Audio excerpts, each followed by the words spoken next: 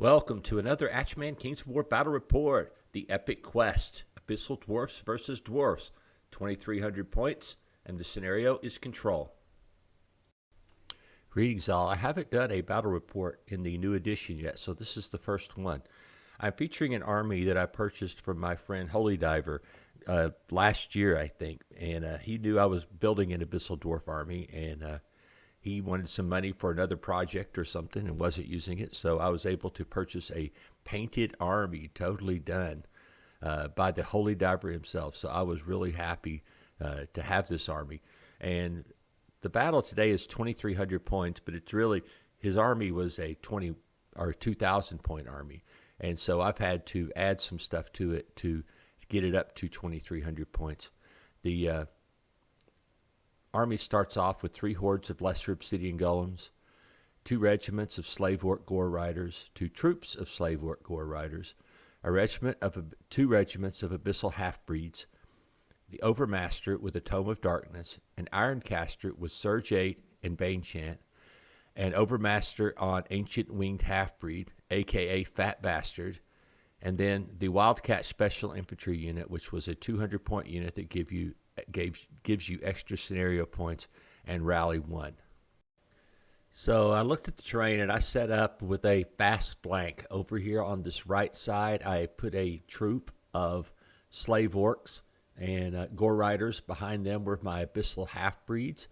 Next to them was the overmaster on winged half-breed, or whatever it's called, and fat bastard, as I call him now.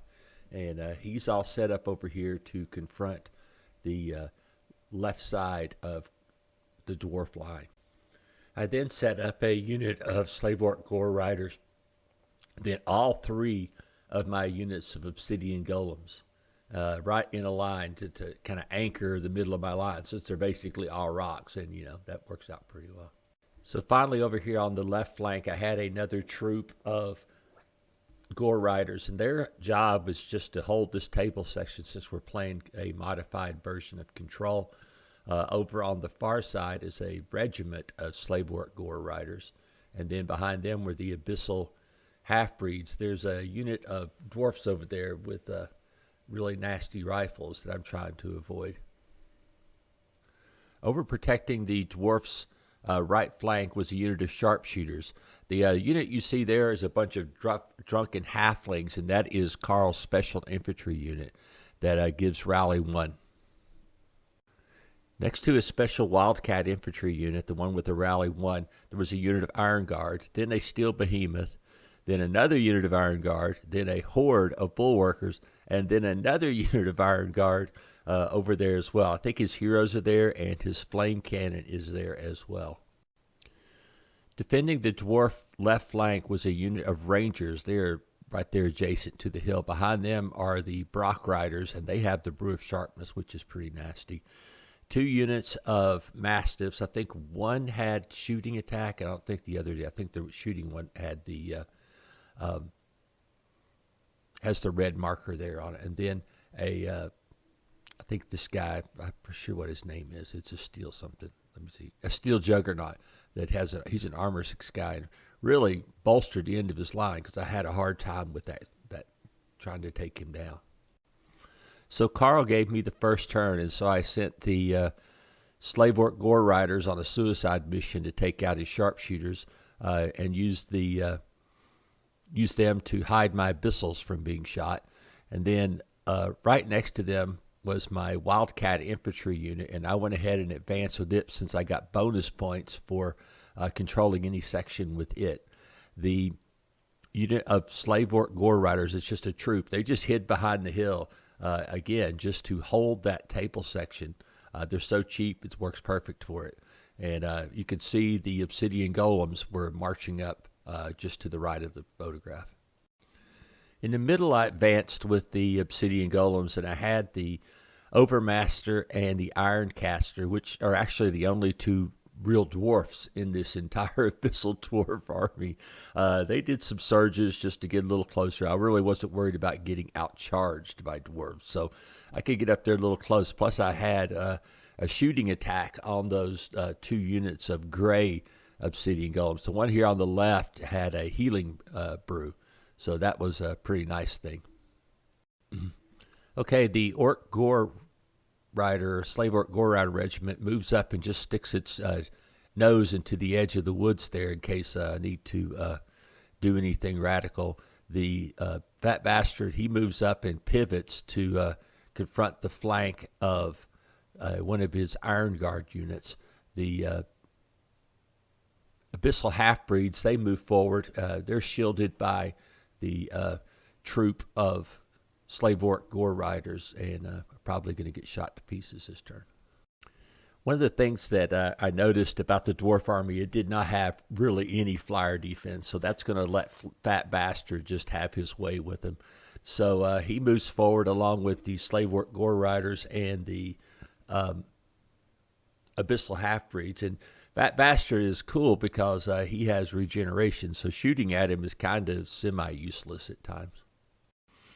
So the Dwarfs do what Dwarfs do, which is shuffle forward a couple inches and pretend it's tactics. They shot my Abyssal, my Slave Orc regiment off, but that opened up a charge for my Abyssal Half-Breeds into his one of his units of Mastiffs. The Slave Orcs, in order to support that attack, had to go ahead and attack the Rangers, which was not a good idea in retrospect. But I had to support everything. And then the Fat Bastard, he flew up, and now he's got a shot down the entire line of the Dwarf army on turn 2. In the middle, the two Abyssal Obsidian Golem units came up and shot at the Bulwarkers, doing 5 wounds, which was pretty good. I was kind of surprised by that. But they do have steady aim, but now for some reason they are hindered by woods, which is just crazy to me.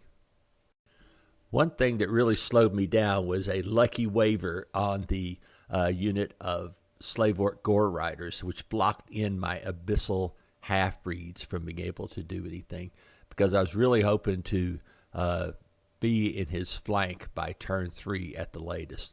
And the Wildcat unit did move up near this. There's a little 2 pieces of impassable. There's the hill there. Then there's a little rock that was also impassable terrain.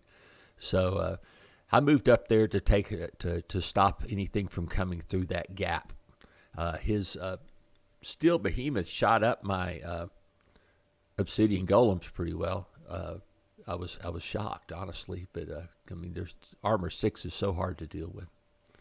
So my distracting attack didn't go so well. I don't even know if I did any wounds to the Rangers, and then that allowed the Brock Riders and the Rangers to countercharge into my hapless unit of Slave Orcs. The Abyssal Half-Breeds destroyed one unit of Mastiffs, but then got charged by the Steel Juggernaut and the other unit of Mastiffs in their turn. He spun the flame cannon around and spit fire at my Fat Bastard guy, so that wasn't good. One of the things that's hard for us old school gamers to deal with is in Kings of War, some of the units' positions aren't so exactly where they're at. So when they moved the Wildcat unit up there, it exposed its flank, and as long as I can fit in there legitimately, I should be able to make a flank charge into his Wildcat unit with my own. You notice he turned one of his units of Iron Guard around to defend his rear on that side. So my Slave Orc Gore Riders and the Abyssal Half-Breeds continued forward at max speed. Having them wavered kind of messed up my plan here, but it worked out. My Wildcat unit went ahead and wiped out his with a flank charge. One of my units of Obsidian Golems charges his Steel Behemoth, which was a lot tougher thing than I thought it was. So you can see both units of my Obsidian Golems charged into his Bulwarkers. The Dragon went ahead, and Fat Bastard went ahead and charged into the flank of one of his units of Iron Guard and destroyed that, and turned back toward where the Brock Riders and all those other guys were, which may have been a mistake. I think I could have just wiped out everything over here and then moved over and dealt with that as they came down the hill. But I don't know. It's hard to tell because, I mean, I could have wiped out the whole middle, I'm pretty sure, just by using the leaving the dragon there and just coming into the flank or rear of the bulwarkers.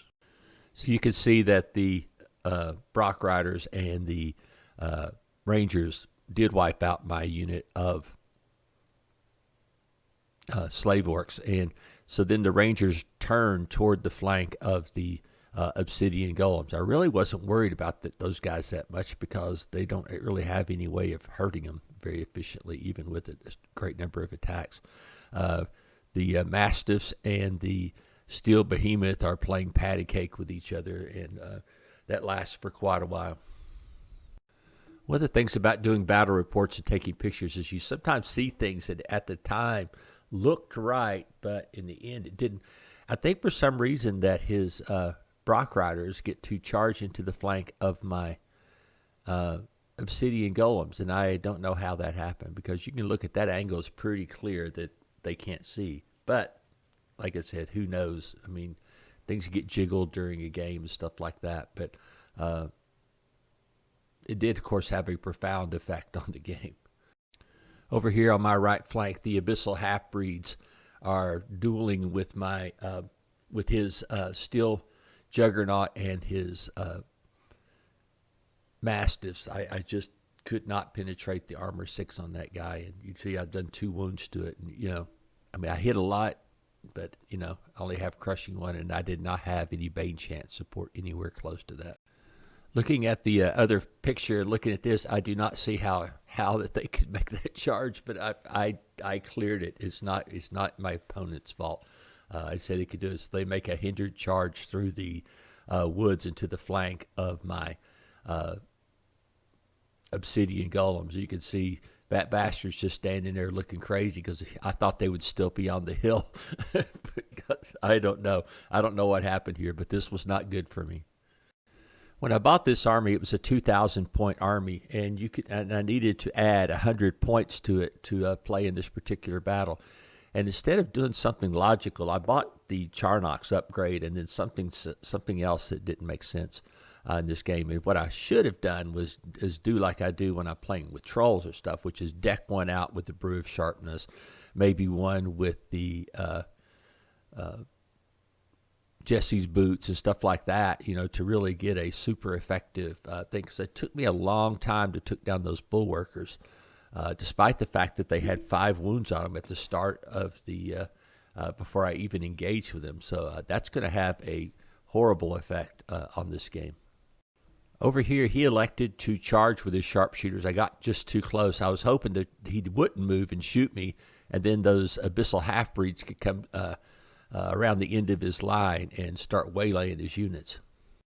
Despite taking 12 points of damage from the combined charge, the obsidian golems hold due to fat bastards sitting there watching them, and I guess they're too scared to run. So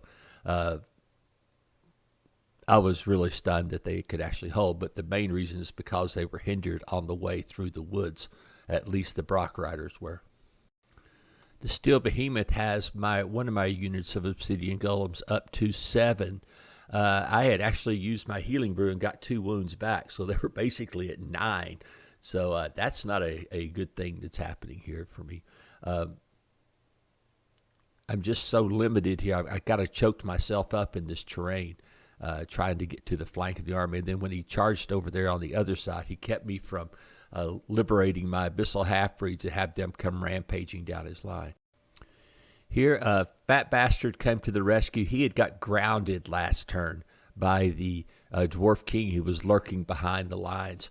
But I had wisely made sure he charged me in the rear so that I could go ahead and not be stuck in front of him. So I just charged away from him and hit the Rangers. I can't remember if I get rid of these guys or not. But the Abyssal Half-Breeds, the Obsidian Golems turn and start beating on the Brock Riders. And, as you know, Brock Riders do not have the greatest armor in the world. Here I managed to counterattack the sharpshooters. The Abyssal Half-Breeds just made a formation change and turned to the right, so they could start doing something. The Obsidian Golems countercharged the behemoth. You can't hardly see him, but there is a little one guy. It was my Overmaster was holding up that whole unit of infantry by himself because they were having a hard time injuring him because he's armor 6 as well, and he was just having just as hard time hurting them. The other Obsidian Golems go back into the Bulwarkers. Those guys just will not die for some reason. So finally I have a breakthrough, and my Bane-chanted Obsidian Golems finally kill off those stupid Bulwarkers. That bastard went ahead and killed the Rangers. I think they had a couple of wounds from shooting on them for some reason too. He finally killed them off. I had the stupid Steel Juggernaut up to 8 wounds and could not break it. All these limitation things are going to add up. I just couldn't get through things due to the high leadership of the dwarf army and the high armor. That bastard should have probably just stayed there and tried to help with the golems. I had the Brock Riders up to 10 wounds, which was a really good roll on my counterattack, but was not able to break them. And like I said, the Steel Juggernaut did not break either, even though he had 8 wounds. So I was getting really held up by stuff, so I thought maybe that bastard needed to go help the Abyssal half-breeds on that far end of the table. As you can see over here on the dwarf right flank, bad things are about to happen. He charged a unit of Iron Guard into my Wildcat unit. And like I said, the Wildcat unit gives you extra victory points if I was to get it to the other side of the table. And over here on the left side of the picture, you can see both units of cavalry now have aligned themselves to start sweeping down the line. So like I said, there's bad things about to happen over here on this flank. But on the other hand, over on my right flank, things are about to happen too. Okay, the Brock Riders did finish off my unit of Lesser Obsidian Golems. Now, I'm in the same boat. Cavalry is pointing down my line, and this was not going to be good. Adding to my misery, the Steel Behemoth broke the unit of Lesser Obsidian Golems. The Overmaster, you can see, though, he's got 3 wounds on him, but he's still holding up that unit of Iron Guard. So the game just kind of broke open in several ways at the same time. So Fat Bastards decides to avenge the Abyssal half-breeds who died from the combined attack from the Mastiffs and the Steel Juggernaut. He goes in and wipes them out, and then we end up fighting there. The reason why I was doing this was because of victory points, not so much because of I felt the need for revenge. I just wanted to make sure that I at least had a draw of victory points on this flank over here. I managed to turn the Obsidian Golems and flank charge the Iron Guard because of being able to surge. I was only like an inch away and was able to surge into their flank. I don't think I killed them, though. It was the dice just were not with me this game as far as getting lucky on some things like that, despite all those nasty crushing 2 attacks. The Slave Orc Gore Riders charged into the Steel Behemoth, and so did the Overmaster. He decided to charge in there as well because it was up to 10 wounds.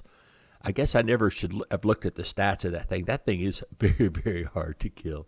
So, but the Abyssal Orc Gore Riders, I mean, they should have a decent chance with Thunderous 1 and Crushing 1. They just hit on 4s. That's their issue. That bastard gets hit by the remaining unit of Mastiffs. I think they did 1 wound, and that grounds him. I think they pay for it with their life, though, for messing with them. My Gore Riders did break and kill the Steel Behemoth. The Obsidian Golems did not destroy that unit of Iron Guard, so then the Dwarf King charged into their rear, and then I had thrown my Iron Caster in the way just in case the as a sacrificial lamb, so they could be charged through by the the Brock Riders. Pretty sure this turned out tragically. The Brock Riders blew right through the Iron Caster like he was nothing. and then rolls a 6 on the overrun or 5 and hits my poor obsidian golems in the rear. That's at the same time they are getting countercharged by the Iron Guard and by the Dwarf King. But guess what? It's Snake Eyes time, which is the stupidest rule in the whole world. But it saves my ass this turn. My unit's utterly devastated, but they get to hold out for a whole another turn. Here, my hapless infantry unit is up to 8 wounds, but they are still around. That opens up their flank to the Abyssal half-breeds who are going to come in there and destroy them. I am pretty sure that the slave orc gore riders were slaughtered by shooting from the fire cannon, and then he had one of the fire guys from the dwarf army. Okay, because of rolling Snake Eyes, the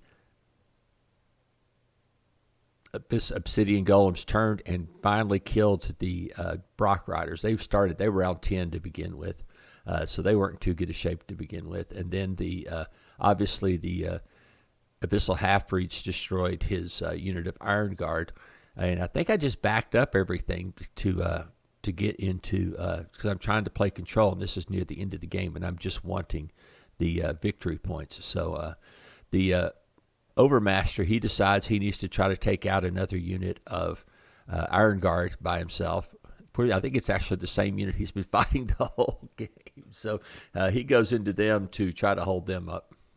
So yeah, Fat Bastard easily destroyed those Mastiffs, and now he has grabbed a entire table section just to himself, and so he is up there gloating on top of the hill. He did do a lot of damage this game to the dwarf army, so he was very impressive, but a lot of that's because there wasn't any flyer defense at all to handle him.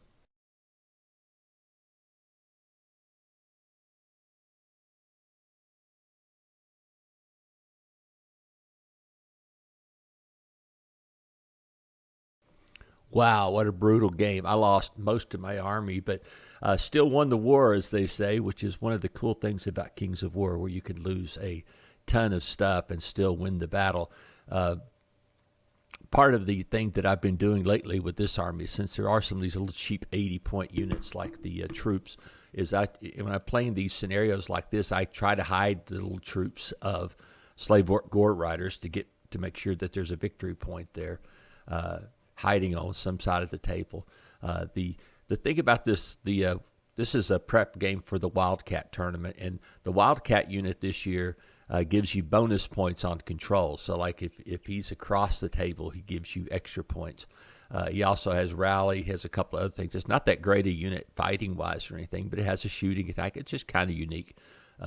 Is it worth 200 points? No, but you have to have it anyway, so it doesn't really matter if it is or not. So this army list was designed for 2,000 points, and when I had to bump it up to 2,100, I had no idea what to do. And in retrospect, I should have bumped up the obsidian golems just to make them even tougher than they already are, such as a brew of sharpness. Brew of sharpness on one of the units to make them hit on 3s. That would have been lethal. Jesse's boots on one. I guess I didn't realize that in the change of edition that they had lost their Pathfinder, so that's not a good thing. It makes them a lot less good, I suppose. But I mean, the army list overall is good. I mean, I will if I have to play it at 2,100 points again, I'm going to tweak it and just make those obsidian golems badass. They're pretty good now, but I mean, with 100 points of magic items or something. I mean, the other thing I could do for 100 points is buy a unit of gargoyles or something, but I'm just trying to use the same models that I bought during the thing. But gargoyles would have been nice this game just to be messing with things, especially when your opponent has no no flying defense. As far as the dwarf army, it's not a bad army. It does one of the things that I like to do, which is have as much armor 6 as you possibly can. I mean, that's the only way I can play dwarfs and have any semblance. I mean, I've lost so many games with dwarfs, it's sickening. Just do not have the knack to play that particular army. The thing I think it does need is some sort of flyer defense, and whether that is putting the wings of Honey Maze on a Dwarf King. I think you have to. If you don't, you're just going to get, waylaid. Honestly, if I would have thrown a Fat Bastard on the other side of the table, I think I could have rolled the whole line so easily. It would have been awful. Putting him over here made it more fun tactically. So it was okay either way. He, like I said, you saw during the game, he had his way with several units, and there was really nothing that the Dwarfs could do about him. And so, while he's not one of the best dragons in the game, he is pretty darn good having regeneration. The thing I think I put on him, the game that I did lose with him was the next time I put the Fury item on Fat Bastard so that he could swing back. I think I got wavered one game, and that's why I lost the game. So I think I did spend the points to put the Fury item on him. And I think it's on this game, too. I didn't really look at the list to think about it. But I really think that is a key to keep that guy in the game because he has regeneration. He could get lucky and regenerate all of his wounds back. And then he's ready to go again with the Fury. So just thinking out loud on this list. But this is my friend Holy Diver's old army, and I've been enjoying playing it, and I've just been playing it like it is. And the nice thing is it's all Mantic models. It's all painted. I don't have to do a darn thing.